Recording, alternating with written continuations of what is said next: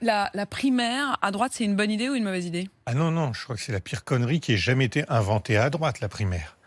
D'ailleurs, la primaire à droite s'est bâtie sur les cendres de la guerre Copé-Fillon. La fameuse coque.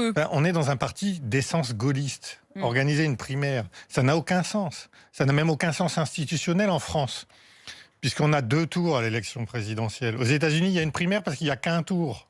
Pour ça que les partis font une primaire, c'est qu'il n'y a qu'un tour. Sinon, le type, il serait élu avec 20% des voix. Donc, ils sont obligés de décrémer. Et nous, on a fait une primaire. Pourquoi? Parce que Fillon n'a pas accepté d'avoir été battu par Jean-François Copé en 2012. Et il s'est dit, moi, je veux une primaire. Alors, du coup, pourquoi ils y vont? Pourquoi Éric Ciotti y va? Je suis désolé pour vos auditeurs qui sont beaucoup plus jeunes que moi, mais à l'époque, j'aurais répondu, c'est 36-15, j'existe. Voilà. La primaire, en ce moment, quand vous voyez... J'aime bien tout le monde. Le niveau des candidats, c'est juste pour dire attention, je veux bien être ministre de l'Intérieur, attention, je veux bien être ministre de la Santé.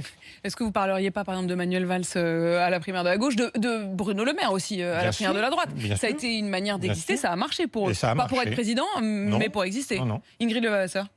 Alors moi, je crois vraiment pas trop en l'homme providentiel, clairement. Je pense qu'on a été très en demande justement de référendum, de pouvoir voter, d'anticiper en fait qui on va choisir et qui on va bien pouvoir mettre justement au premier tour. Donc c'est les primaires. Ouais, c'est les primaires. Moi, je suis quand même pour me dire que je vais voter pour le potentiel candidat. Maintenant, quand on voit le nombre de candidatures, que ce soit certifié,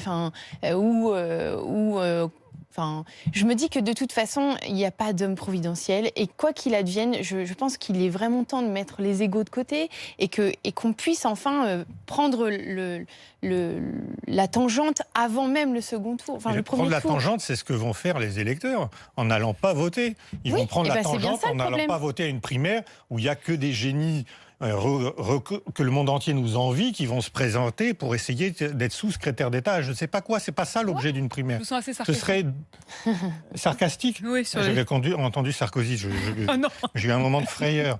C'est le mot qu'il ne faut pas dire devant Jean Lavrieux. Moi, j'aime bien, en fait. Ouais. C'est juste...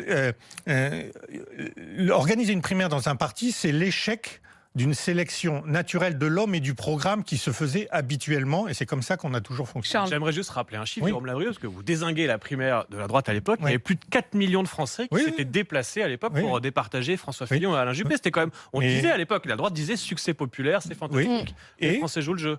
C'est pas la dernière fois que la droite a remporté une élection présidentielle, c'était en 2007. En 2012, ça a failli. Mais je suis bien placé pour vous dire que ça n'a pas fonctionné, malgré tous les moyens. Est-ce que c'est la primaire qui empêche d'être président? Il y a François Hollande comme exemple qui est passé par une primaire pour accéder à l'Élysée. La primaire, non, il est passé par une primaire parce que le candidat naturel de la gauche à l'époque a eu un accident industriel qui fait qu'il a fallu choisir un candidat au dernier moment. Mais ça n'empêche pas d'être président. Il ne s'imposait pas de lui-même. C'est mieux d'avoir un candidat qui s'impose de lui-même.